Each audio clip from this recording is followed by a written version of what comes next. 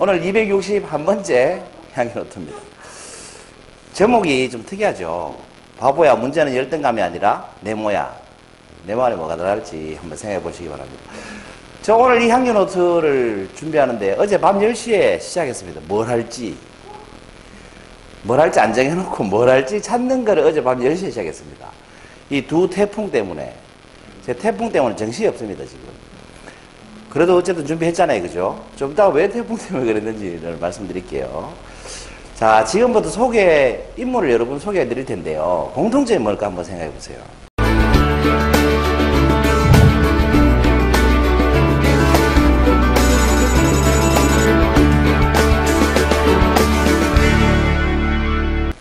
그리스 최고의 용병가는 데모스테네스죠. 그는 네모이었다. 네모 안에 뭐가 들어갈까요? 맞습니다. 역시 말더듬이었습니다. 말더듬이었는데 재갈을 물고 연습을 했대요. 그리고 그리스 최고의 용병가가 됐다는 겁니다. 그러면 신라곤 아시죠? 아담과 이브 뱀이 나타나서 사과를 먹여가지고 그거 있죠? 그 서사시를 쓴 사람인데 영국에서는 셰익스피어의 근간은 시인이다라고 표현합니다. 이 존 밀턴이라는 분인데 이분이 신라곤을 쓸 때 그는 장님이었습니다. 50세에 장님이 됐죠. 선천적으로 장님이 아니었고. 그래서 자기가 말을 하고 다른 사람이 받아 쓰는 식으로 이 서사시를 썼다고 합니다. 일단 베토벤은 어릴 때부터 자기의 영웅이 모차르트였습니다. 근데 모차르트는 천재였고 베토벤은 천재가 아니라서 진짜 피나는 노력을 했어요. 그래서 20살이 됐을 때 이제 내 뜻을 마음대로 펼쳐봐야 되겠다. 위대한 작곡을 해봐야 되겠다 하는데 뭐가 왔어요? 그 교향곡 운명을 뭐 없이? 청력 없이 작곡을 했다는 겁니다. 운명 아시죠? 빰빰빰빰 이렇게 시작하는 거. 그걸 청력을 잃고 작곡을 했다는 거 아닙니까? 그 다음에 레나 마리아라고 아십니까? 세계적인 가스펠 가수인데요. 지금 턱에 받치고 있는 게 뭐로 보이십니까? 발입니다, 발. 이분은 뭐예요? 그녀는 뭐? 양팔이 없습니다. 두 팔이 없습니다. 근데 이분이 오른발 하나로 운전도 하시고, 식사도 하시고, 설거지도 하시고, 심지어는 장애인 수영대회에 나와서 금메달도 땄습니다. 대단하신 분이죠. 그리고 한국에 와서 열린음악회에서도 노래를 하신 적이 있어요. 자기는 두 팔이 없지만 아름다운 목소리를 얻었기 때문에 감사하다. 이러면서 노래를 하시더라고요. 그 다음 잘하시는 닉 부이치치입니다. 직업은 목사인데 세계적인 동기부여 강연가죠.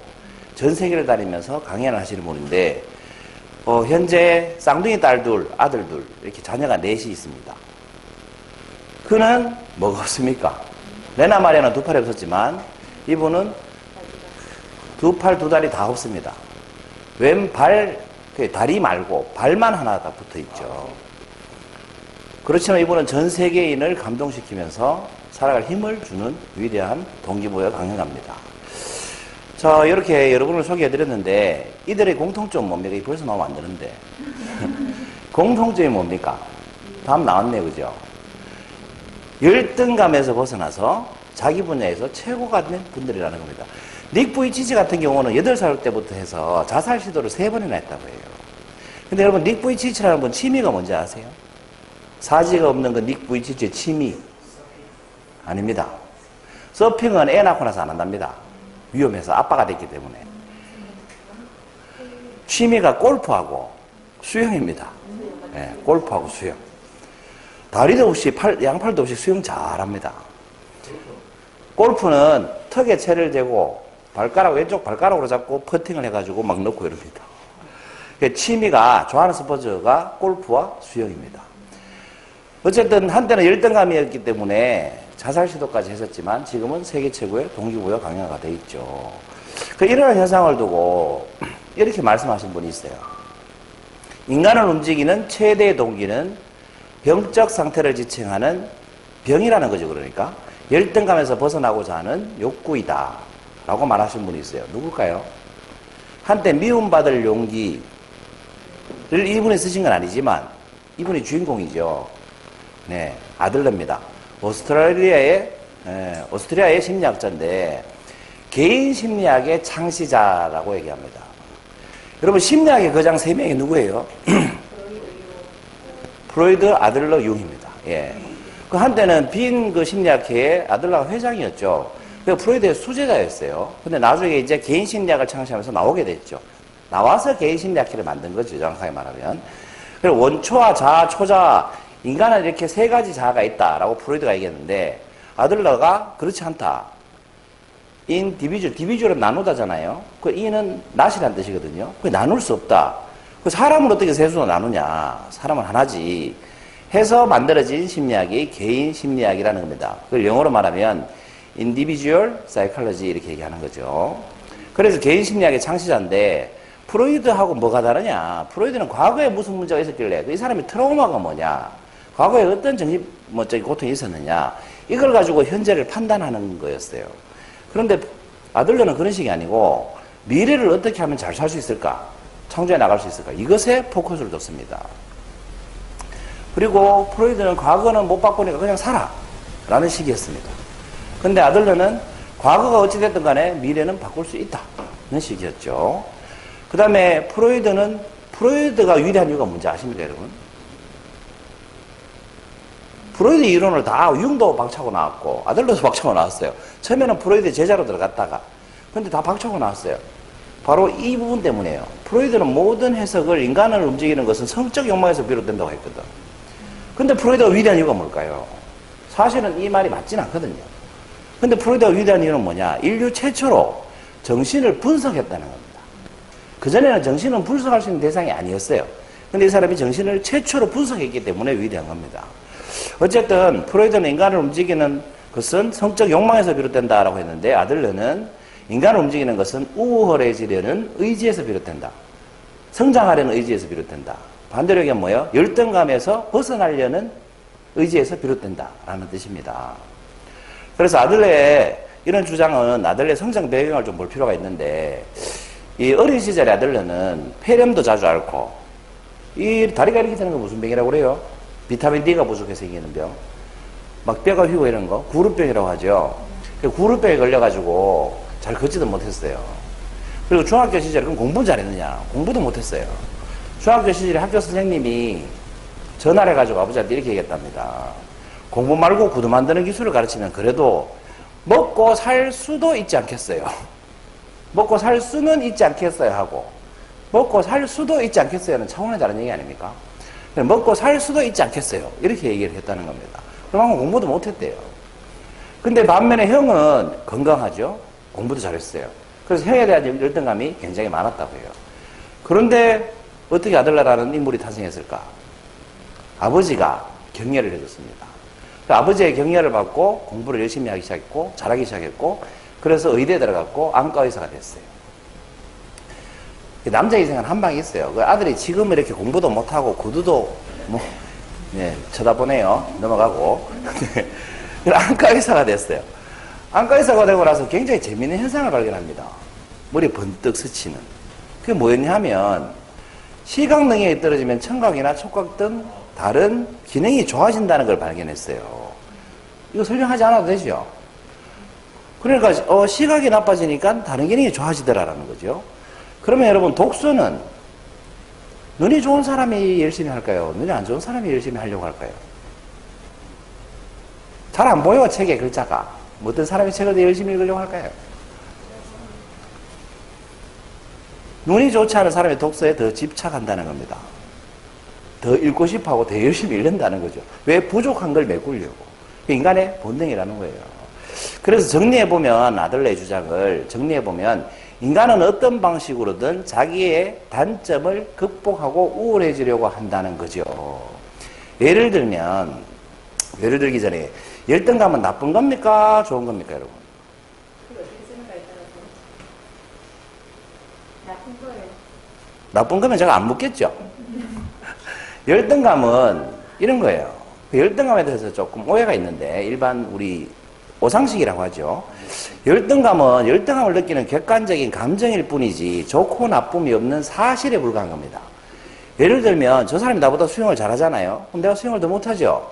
그럼 저 사람이 나보다 수영을 더 잘하네. 내가 열등하네. 이거예요. 기분은 안 나빠요. 이게 열등감이에요. 내가 모자란다는 걸 그냥 아는 객관적인 사실일 뿐이에요. 그 정신적으로 뭐 이렇게 힘들거나 그런 게 없어요. 그 열등감 자체는 나쁜 게 아니다 이 말입니다. 그럼 돈은 좋은 거냐 나쁜 거냐라는 말하고 똑같죠. 대표님, 돈은 좋은 거예요, 나쁜 거예요? 좋은 거죠. 좋은 거 같잖아요. 근데 돈 쓸 일이 없는 사람한테는 돈이 좋지도 않고 나쁘지도 않죠. 쓸모없는 거니까. 우리가 돈 쓸 일이 없으면 돈 벌 필요가 없잖아요. 그죠? 그리고 돈 때문에 인간관계 틀어지고, 헤어지고, 집안 뭐 이렇게 가족끼리 다 불뿌려서 이런 경우 많죠? 그럼 돈이 왼수다 이런 말 하잖아요. 이럴 땐 돈이 나쁜 거죠. 돈도 좋고 나쁨이 없죠. 학교도 좋고 나쁨이 없고, 일도 좋고 나쁨이 없죠. 내가 좋아하면 좋은 거고, 내가 싫어하면 싫은 거지 뭐. 어떤 분은 공무원이 되려고 매년도 공부하지만, 어떤 공무원은 사표 쓰고 싶어서 미치잖아요. 그 좋은 직업도 없고, 나쁜 직업도 없는 거예요. 그래서 중립 상태인데 우리가 의미를 부여하니까 뭐예요?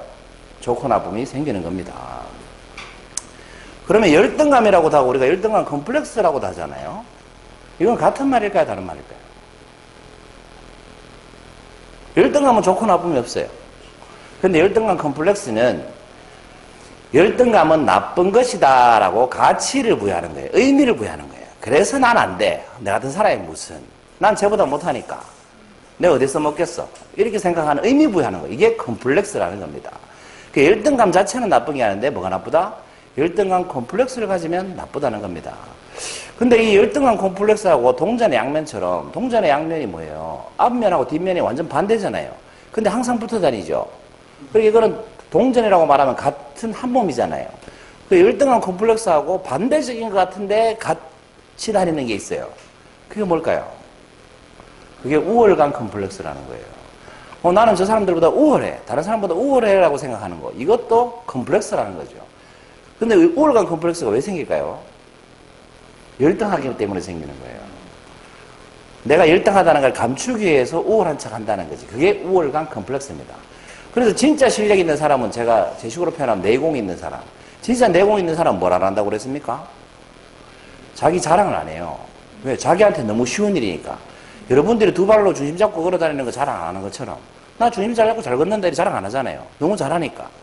근데 애기들은 금방 일어서면 자랑하고 다니잖아요. 보라고. 자꾸 일어서잖아요. 자기한테는 신기하고 대단한 일이니까. 그러니까 진짜 우월한 사람은 자랑하지 않죠. 근데 열등하기 때문에 자꾸 자랑하고 싶은 거죠. 감추려고 아니면 내세우려고. 그게 우월감 컴플렉스라는 겁니다. 사실은 자기 자신을 속이는 감정이죠.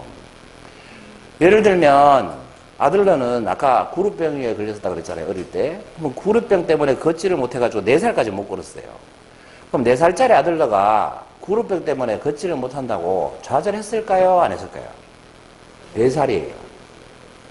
좌절이 뭔지도 몰랐을 거예요. 좌절 안 했겠죠? 그러면 이 4살 때까지 걷지 못했던 아들들은 평생 걷지 못했습니까? 걸어 다녔습니까? 걸어 다녔죠? 어떻게 가능했을까요?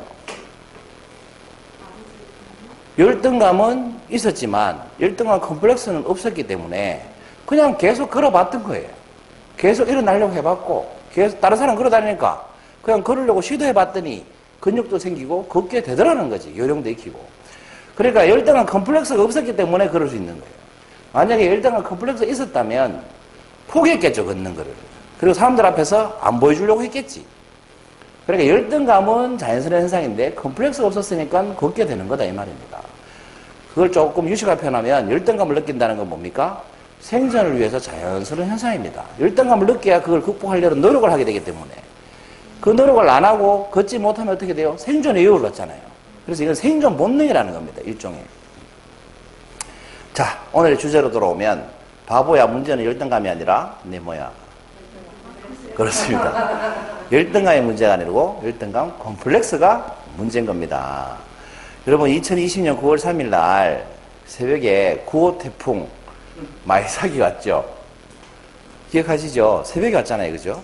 그래서 아침에 출근을 해봤더니 사무실 마당이 이렇게 돼 있더라고.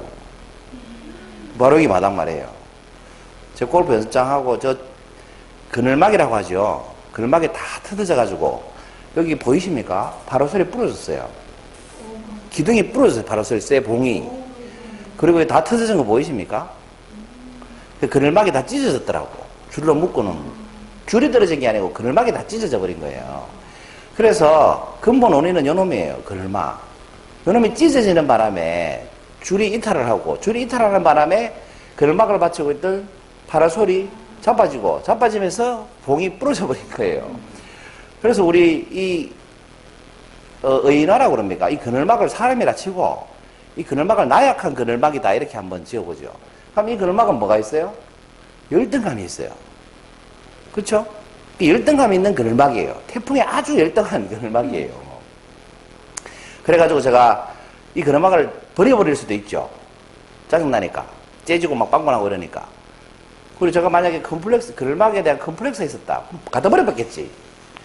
그리고 안 찢어지는 뭔가를 살려고 했겠죠. 근데 보수하려고 했어요. 로프를 2개 사고, 비너라고 아시죠? 비너? 이걸 비너라고 하잖아요. 카라비너라고 하고. 이 비너를 20개 샀어요. 제 딸에는 아주 야심차게 준비해가지고 태풍에도 안 무너지게 하려고. 그래서 이렇게 다 다시 만들었다는 거 아닙니까?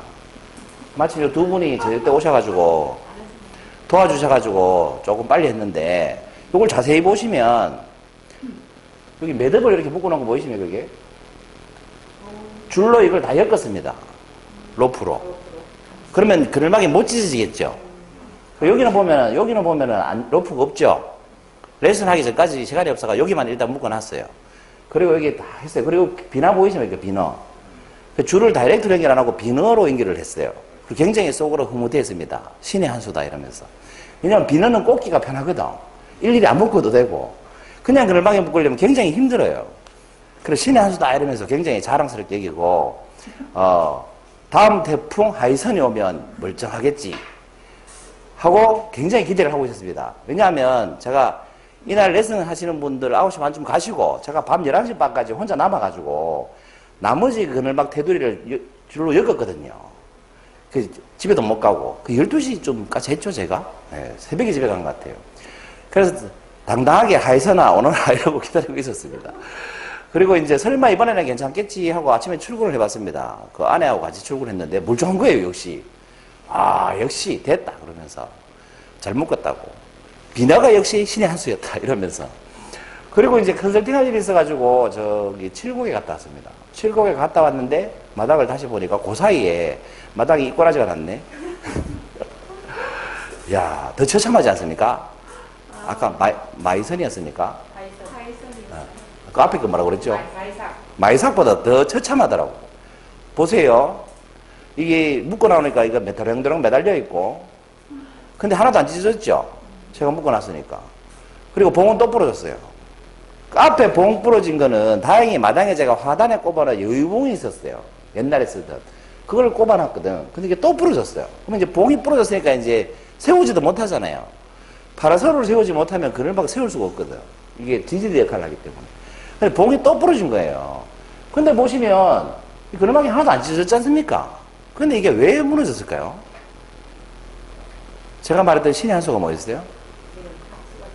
그 신의 한 수 비너가 이렇게 된 거예요.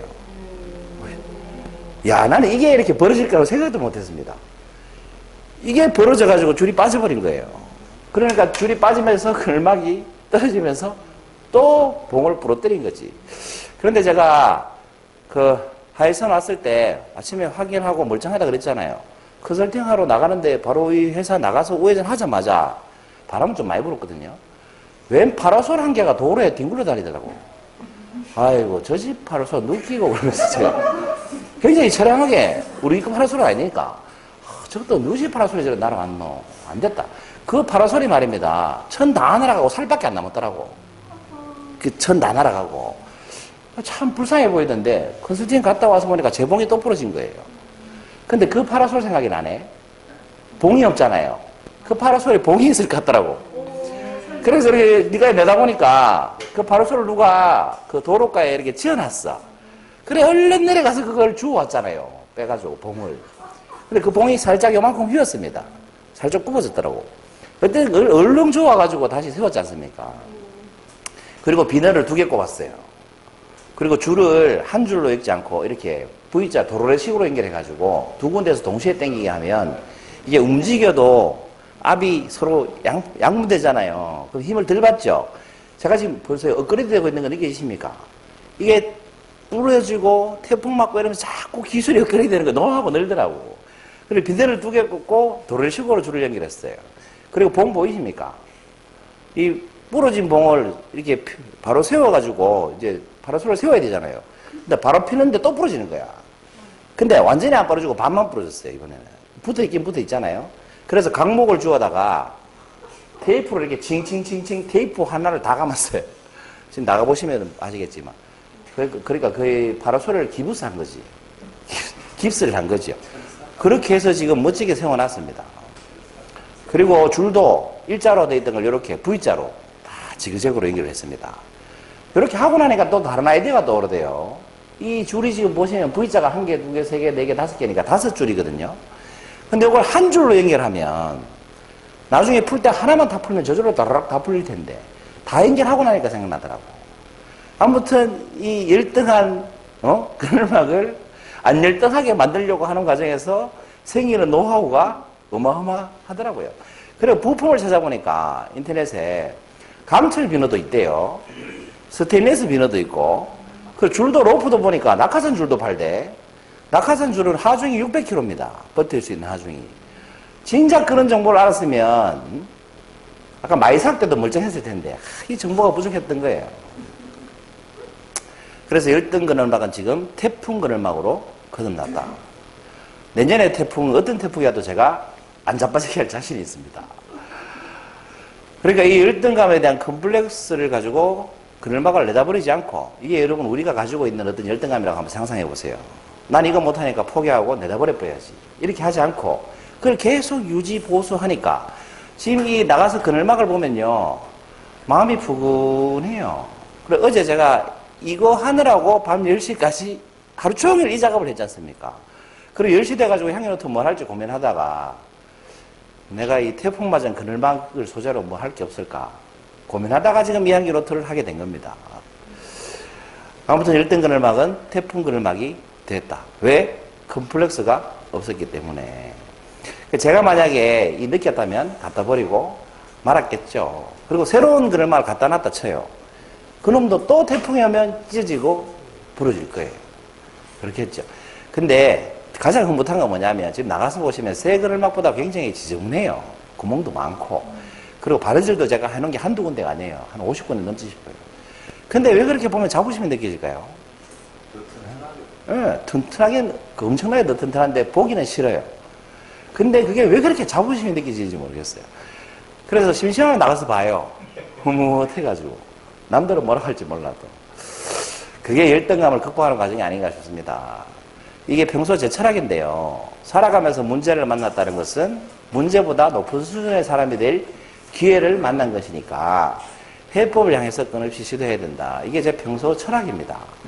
여러분, 다르게 예를 들면 이런 거죠. 세상에 어려운 문제가 있습니까? 없습니까? 이제는 어려운 문제가 있니 없니? 쉬운 문제 중에 어려운 문제가 있을까요? 없을까요? 없습니다. 착각하는 거예요. 보세요. 같은 시험을 쳤는데 어떤 사람은 쉽다고 하고 어떤 사람은 어렵다고 하잖아요. 어떤 사람은 100점 맞는데 어떤 사람은 0점 맞잖아요. 100점 맞는 사람한테는 이 시험이 쉽죠. 그 문제 자체가 어려운 게 아니라는 거예요.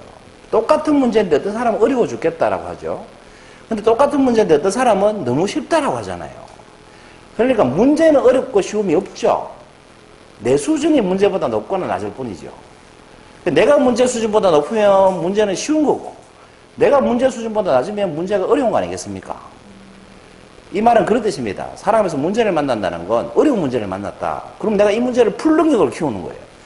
풀 능력을 키우면 이 문제가 무슨 문제가 돼요? 어려운 문제에서 쉬운 문제가 되죠. 그럼 뭐요? 내가 그 문제보다 성장한 사람이 되는 거잖아요. 근데 살면서 문제를 한 번도 안 만났다. 이거 뭐예요?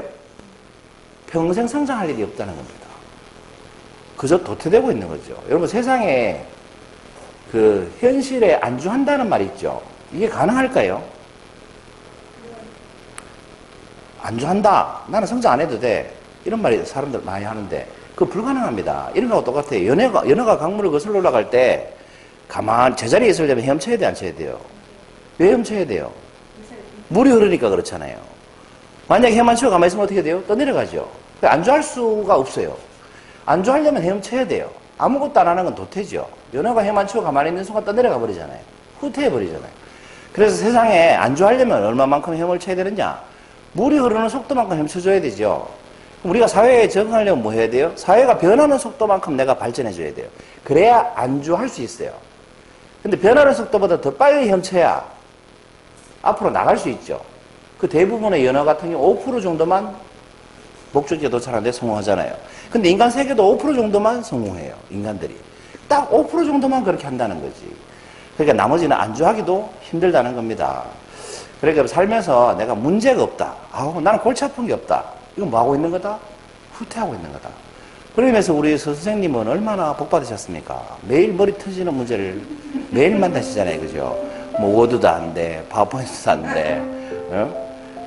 방금도 그 구글 유튜브에 구독을 다 해야 돼. 구독을 한 번 누르면 구독이고 한 번 더 누르면 구독해줘야 되잖아요. 그래서 선생님은 구독을 모든 영상을 볼 때마다 눌렀대요. 그럼 이게 뭐냐? 구독이 됐다가 해지됐다가 됐다가 해지됐다가 몇 달 내내 그러고 있었던 거예요. 방금도 댓글 어떻게 다노? 이렇게 물어보시고. 살면서 온통 문제 덩어리십니다. 근데 그건 무슨 뜻이냐? 선생님께서 동년배에 비해서 엄청나게 빠른 속도로 지금 성장해 나가고 계신다는 뜻입니다. 한 1년만 지나보세요.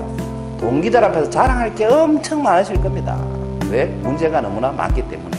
그래서 마무리는 이렇게 하려고 해요. 열등감의 콤플렉스를 느낀다는 것은 지금 아무런 시도도 하고 있지 않다는 뜻이다. 감사합니다.